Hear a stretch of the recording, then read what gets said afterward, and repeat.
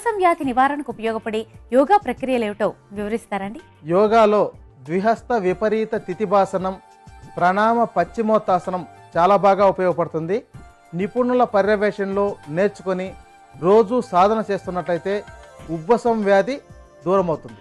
ద్విహస్త విపరీత తితిబాసనం. ఈ ఆసనం సాధన చెయ్యటానికి ముందుగా పద్మాసనం లేదా సుఖాసనంలోంచి లేచి ముందుకు వంగి ఉండి కుడి చేతిని కుడి మోకాలు వెనుక గుండాను, ఎడమ చేతిని ఎడమ మోకాలు వెనుక గుండాను పోనిస్తూ అరిచేతుల్ని నేలపై దృఢంగా ఆంచి ఉంచాలి. ఇప్పుడు నడుమును నెమ్మదిగా కిందకి దించుతూ రెండు అరికాళ్లను వీలైనంతగా పైకెత్తి ఉంచాలి. ఈ భంగిమలో శరీర భారం మొత్తం చేతులపైనే ఉంటుంది. శ్వాస సాధారణంగానే తీసుకోవాలి. ఇలా ఈ ఆసనం రోజు 3 నుంచి 6 సార్లు సాధన చేయవచ్చు. ఇలా ఈ భంగిమలో ఉండగలిగినంత సమయం ఉండి తిరిగి నెమ్మదిగా యథాస్థానానికి రావాలి. రెండవ ప్రక్రియ ప్రణామ పశ్చిమోత్తానాసనం.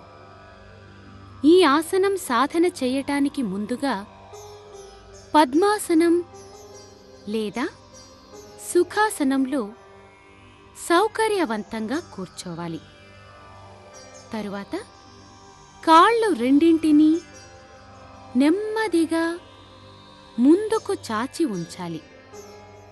ఇప్పుడు తలను శరీరాన్ని ముందుకు వంచుతూ రెండు మోకాళ్ల మధ్య నేలపై తలను ఆంచాలి.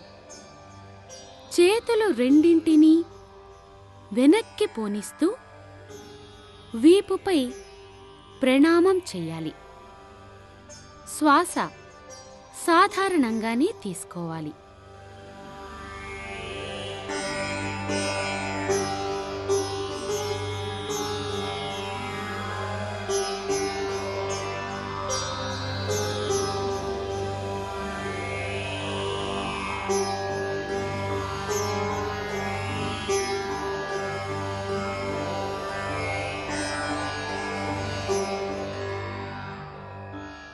ఇలా ఈ ఆసనం రోజు 4 నుంచి 8 సార్లు సాధన చేయవచ్చు.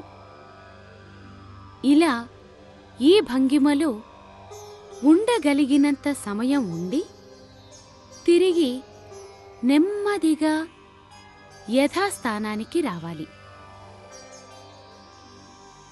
ఈ విధంగా ద్విహస్త విపరీత తితిబాసనం, ప్రణామ పశ్చిమోత్తానాసనం సాధన చేయటం ద్వారా శ్వాస వ్యవస్థ ఉత్తేజితమై ఉబ్బసం సమస్య నివారించబడుతుంది.